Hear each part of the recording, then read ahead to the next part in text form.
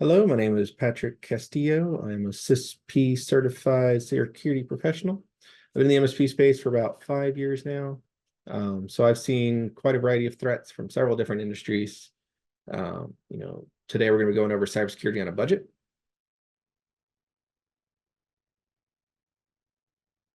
So I want to take you through the evolving landscape of cybersecurity and how we can navigate it effectively, even on a tight budget. So we're going to do a scenario. We're going to imagine that we're the captain of a ship. We're sailing through some treacherous waters, and there's waves that we have to face. There's, limited fuel to reach our destination.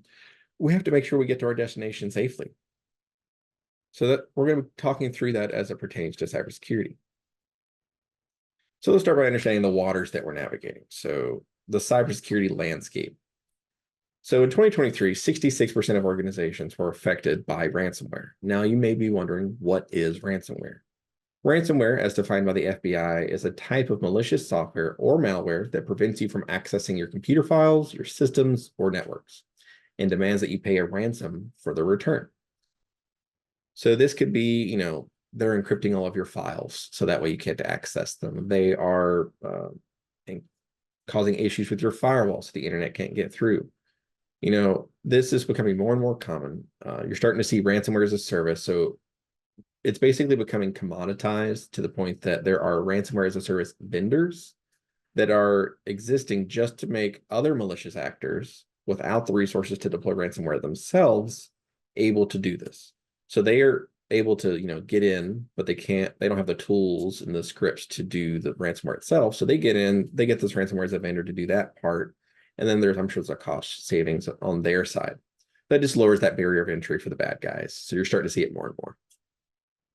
So phishing, or basically a fake email, accounts for 39.6% of the email threats that are coming through. And looking at that ransomware, 94% of malware ended up coming through email in some capacity. So whether that's they got your logins through the email, or they sent the malware directly, or something along those lines, and that's how they're getting into your systems. So supply chain attacks. This is something that's been a thing for a while. And essentially, you're targeting not just the organization, but their vendors and their supply chain, so to speak. So, you look at supply chains, look at, let's say, meat or a steak at the grocery store. Their supply chain could be the distribution center, which then goes to the butcher, which then goes to where the cows are raised.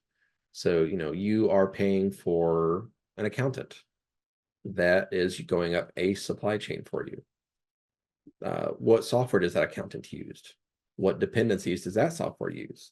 This can go a few steps beyond, but that's just an example of type of supply chain. If your accountant gets compromised and sends you an email, you're more likely to trust that email. Just examples. So these threats are continuing to evolve. They're going to evolve as we go into 2025 as well. And we have to make sure that we are adapting our defenses to all the new types of threats that are happening. So now let us try to make the most of our fuel. So our budget is our fuel. We need to know what we need to protect. We need to know what direction to go. We need to conduct these risk assessments and prioritize the high risk areas. So you need to know that your mast on your ship is very important. You need to know that the hull is very important. You need to know that your application server that hosts your most critical business application is important. Some of these things may sound like they make sense. Sometimes you wouldn't think about it. So, there's times where if all of your labels in your business are printed, your printer is now very critical. Because if you can't print your labels, you can't do anything. I'm thinking like a pharmacy when I say something like that. You can't, identifying what's important so you can focus your dollars and your resources on those things is very important for getting the most out of your dollars. So bundling services. If you were to pay for a antivirus and a security team and a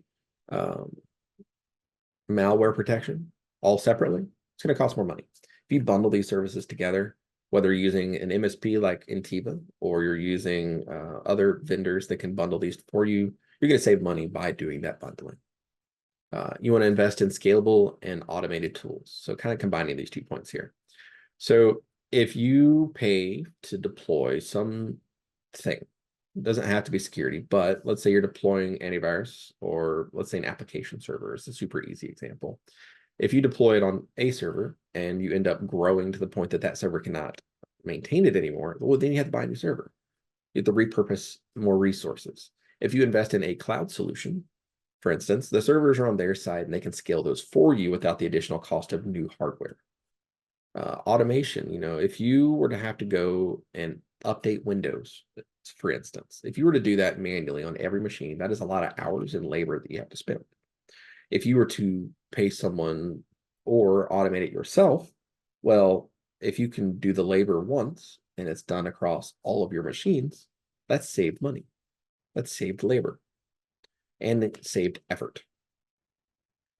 Another good thing when it comes to automation is if you do something 15 times, you are likely to mess up at least once in those 15 times. If you do something once, you're less likely to mess up, because if you're doing it once that gets deployed, you're going to pay a lot more attention to this one time.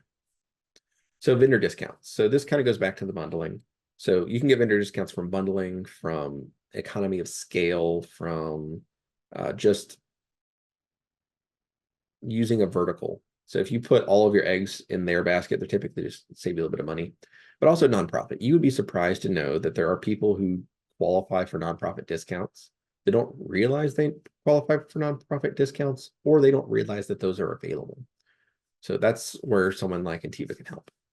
So just remember, you have to do strategic planning. You have to prioritize. You have to make sure your dollars are going where they need to go, and they're being used to their best efficacy you can make them.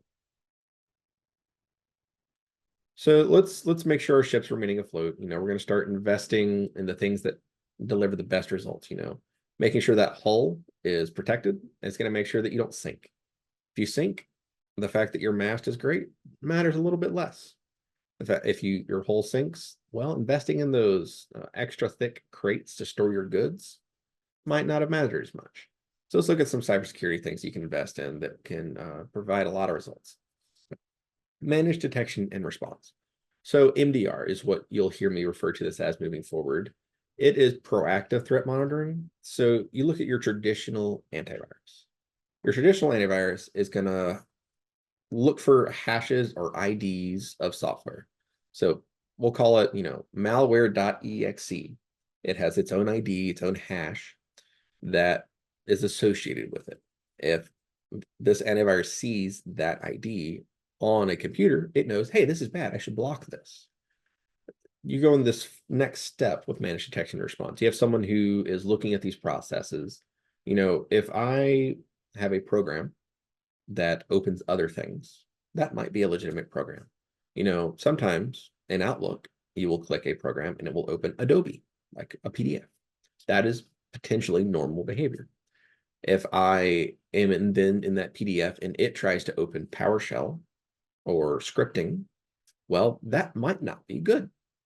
So they're looking at the actions that are being taken and using the context of how they were done and what else is going on to determine if it's bad or not. Typically, they're going to be looking at your stuff 24/7, 365 days a year, and they're going to be able to stop, prevent, protect you. If something is running on your computer that is all of a sudden encrypting all of your files, well, it can lock that process down. It can make it to where that computer can't reach your other devices, so it can't spread. Containing is very important. Cloud security solutions. So as mentioned earlier, email is a huge threat vector when it comes to malicious actors. So protecting your cloud, protecting your email is very important. Using services like phishing protection or spam protection, things like that. You can't click on a bad email if it never gets to you. So that is a very high impact tool or service you should utilize. Employee training. You will hear me say over the course of these webinars that people are the weakest link in any security plan. Sure, a hacker can go in and determine your ports that are available or your services that are open and insecure and script their way into your network.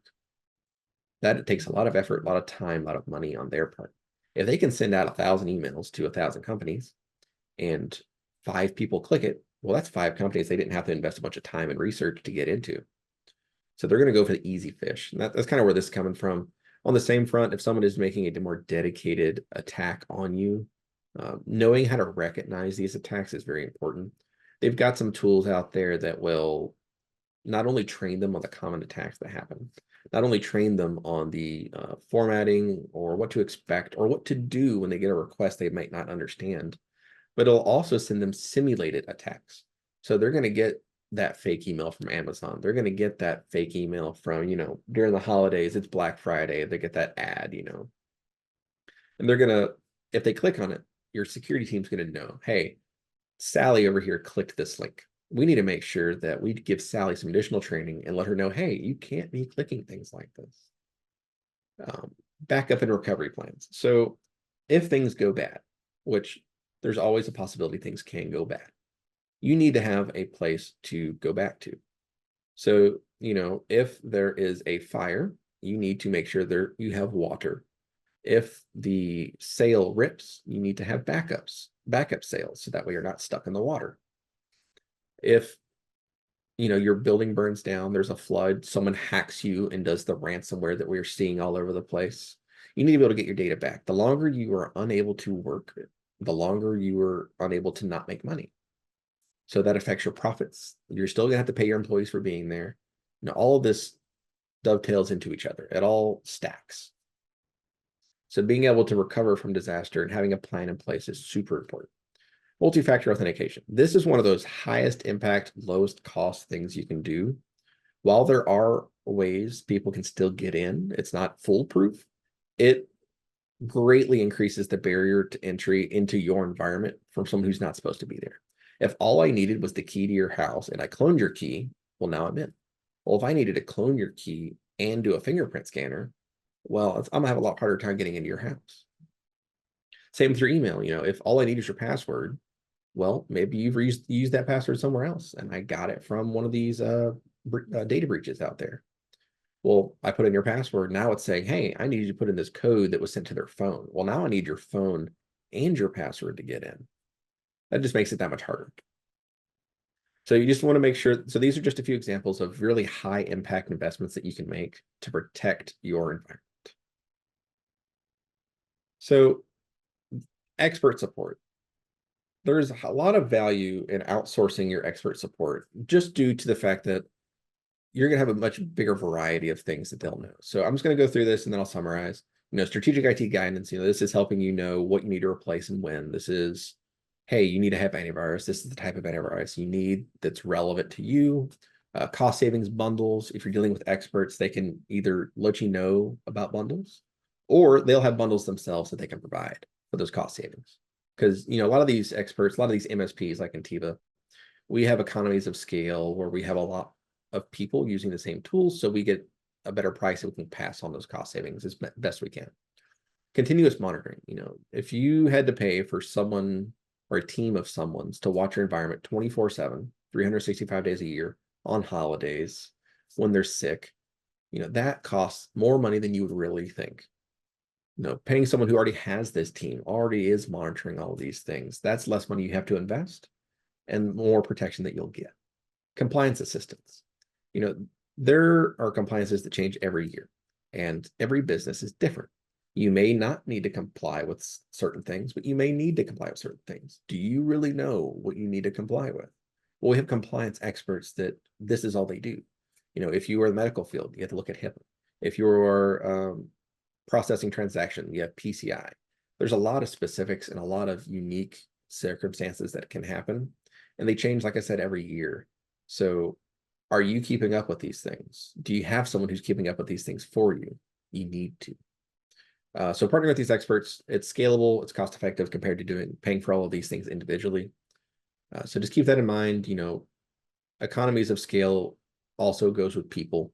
If you have someone who all they do is compliance, they're going to get really good at compliance. So you want to use someone who's good at something, especially when it's super important to your business and maintaining the things that you need to maintain. So just in conclusion, navigating these treacherous waters of cybersecurity on a budget, it can be challenging, but it's definitely not impossible. So just by understanding the threats, optimizing your budget, making those high impact investments that can get as much done with as little as possible, leveraging the expert support, we can protect your organization together. We can protect it effectively. And just remember, it's not how much fuel we have, it's how wisely we use it. It's the direction that we go. So I do thank you for your attention today, guys. And if you have any questions, please let me know. And I hope you all have a fantastic year. Thank you. Bye-bye.